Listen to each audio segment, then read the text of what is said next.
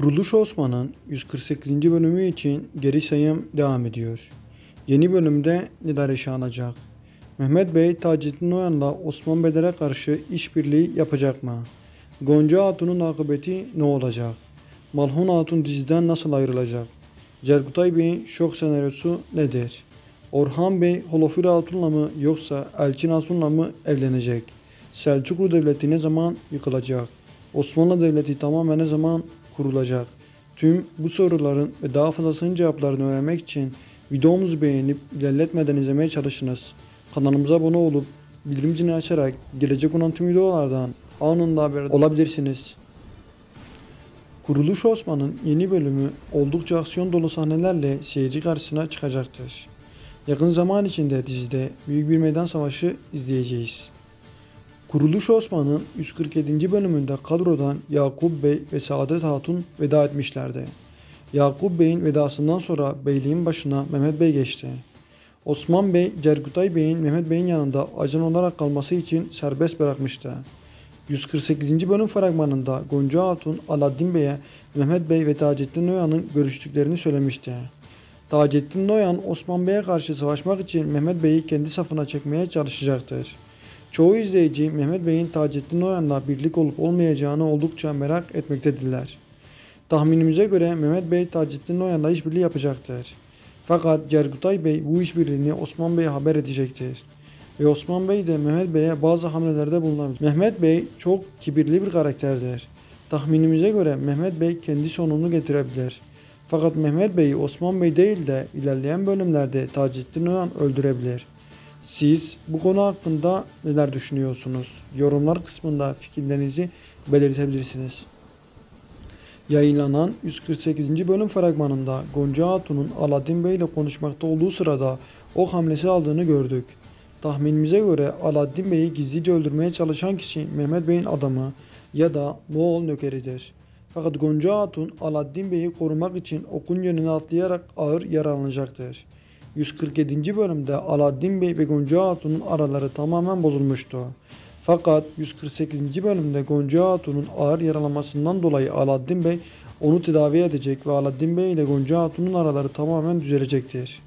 Her iki karakterin araları düzeldikten sonra tahminimize göre sezon sonlarına doğru evlilik toyu yaşanabilir.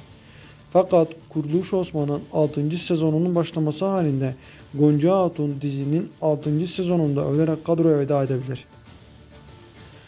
Kuruluş Osman'da en sevilen karakterlerden biri olan Malhun Hatun karakterine hayat veren Yıldız Çağrı Atüksoy gerçek hayatta birkaç aylık hamiledir. Bu yüzden Malhun Hatun karakteri Kuruluş Osman kadrosundan ayrılacaktır. Malhun Hatun rüyasında hac yolunu görmüş ve bu rüyasını Osman Bey'e anlatmıştı.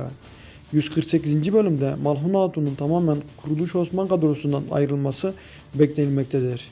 Malhun Hatun'un Moğollar tarafından ölerek kadrodan ayrılıp ayrılmayacağı oldukça merak edilmektedir.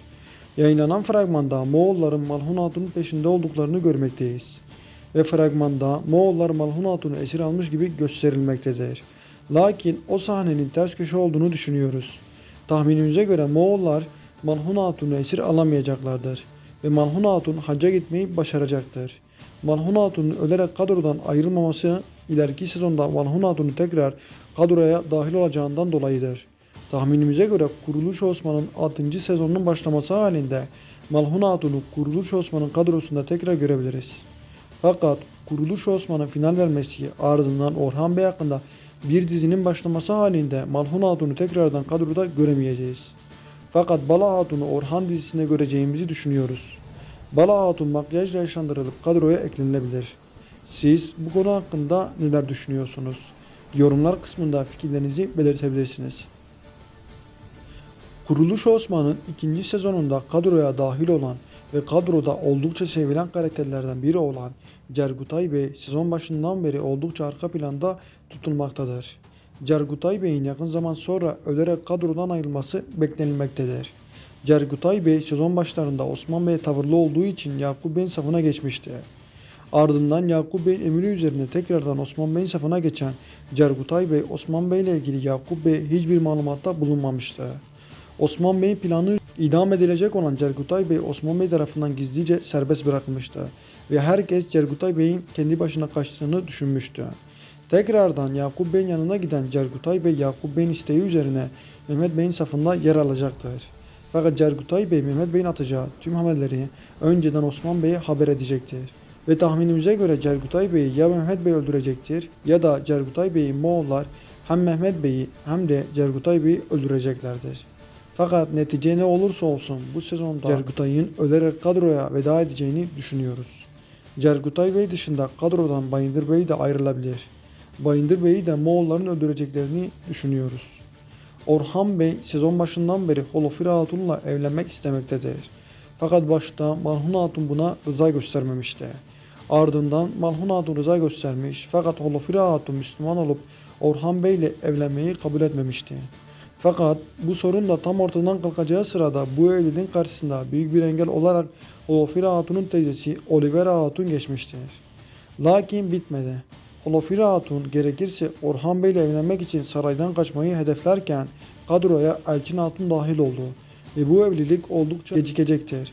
Tarihte Orhan Bey birden fazla evlilik yapmıştır ve tahminimize göre dizide de Orhan Bey 2 evlilik yapacaktır. Orhan Bey'in ilk olarak Holofira Hatun'la evleneceğini, daha sonrasında ise Elçin Hatun'la evleneceğini düşünüyoruz. Kuruluş Osman'ın 6. sezonunun başlaması halinde Elçin Hatun ve Orhan Bey evliliğini o zaman izleyeceğiz. Fakat Orhan Bey ve Holofira Hatun'un evliliklerini bu sezonda izleyeceğiz.